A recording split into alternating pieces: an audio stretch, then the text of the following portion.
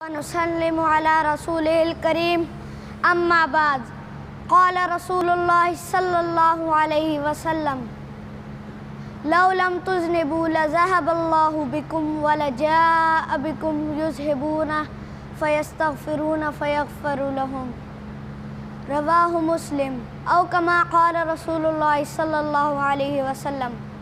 اللہ تعالیٰ کے رسول صلی اللہ علیہ وسلم نے فرمایا، اگر تم سب گناہ نہ کرو تو اللہ تعالیٰ تمہیں لے جائے گا اور تمہاری جگہ ایسی قوم کو لائے گا جو گناہ بھی کرے گی اور وہ قوم اللہ تعالیٰ سے معافی بھی مانگے گی۔ اللہ تعالیٰ اس قوم کو معاف فرما دے گا۔ اللہ تعالیٰ اس قوم کو معاف فرما دے گا۔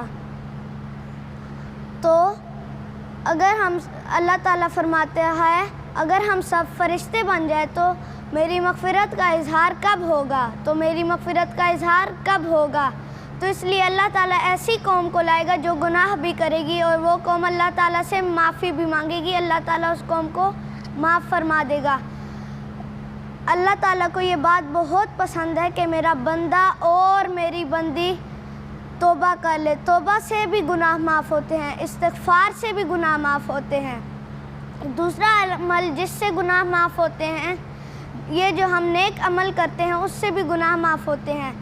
قرآن مجید میں اللہ تعالیٰ فرماتا ہے ان الحسنات یذہبن السیئات، نیکیاں گناہوں کو دھو دیتی ہیں۔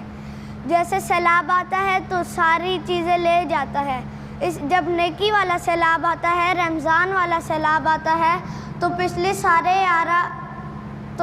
سارے 11 مہینے والے گناہ کو لے جاتا ہے۔ اللہ تعالیٰ پچھلے سارے 11 مہینے والے گناہ معاف فرما دیتا ہے۔ تو شرط یہ ہے کہ ہم اللہ تعالیٰ کی طرف متوجہ بھی ہوں، اللہ تعالیٰ کے اس مہمان مہینے کی میزبانی بھی کریں اور اللہ تعالیٰ کہ اس مہمان مہینے کی قدر بھی کریں۔ تو دعا ہے کہ اللہ تعالیٰ آپ کو اور آپ کے بیماروں کو صحت عطا فرمائے اور اس مبارک مہینے کی انوارات، تجلیات، برکتیں اور رحمتیں نصیب فرمائے۔ آمین۔ السلام